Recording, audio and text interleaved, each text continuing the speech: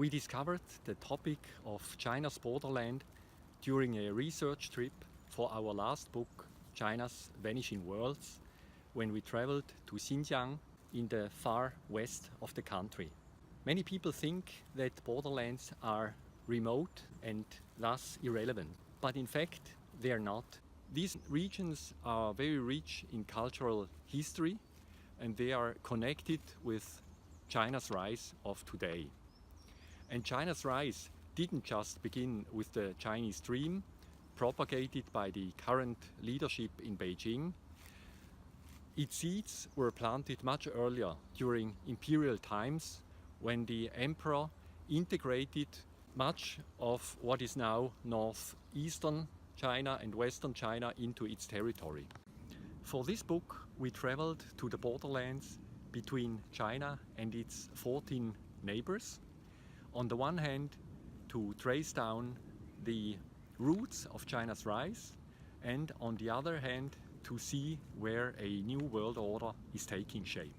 And this new world order, I can assure you, does not affect only the Chinese and their neighbors, but all of us.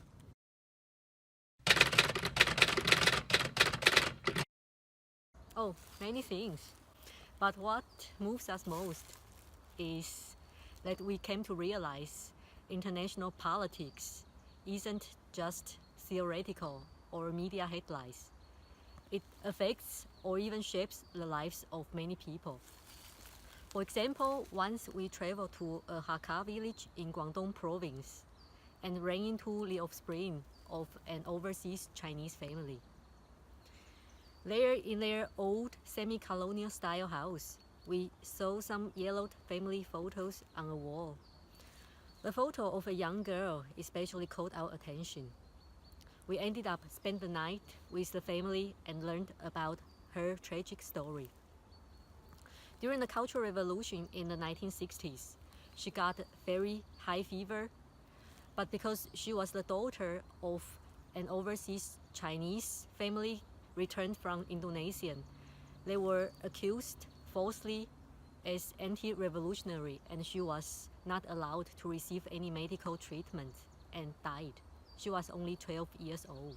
For us as authors, the possibility to share our worldviews and feelings that we have gained in our countless personal encounters in China's periphery is a privilege.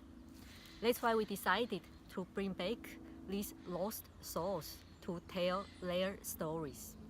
I think this is one of the reasons that make our book unique.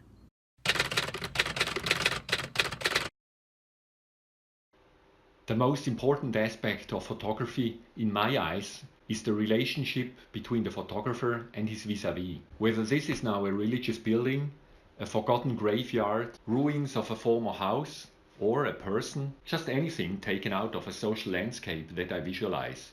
It has to do with my own background. Otherwise, there is no meaning for me. I wouldn't just take pictures of everything. I have certain attitudes about and towards the world, and they are based on my personal background. I was educated as a political scientist and historian, and not as a photographer. But I have learned to make use of my academic knowledge and to combine it with my personal visual approach. Only when there is an echo between my own biography and the scene before me, I decide to take a photograph.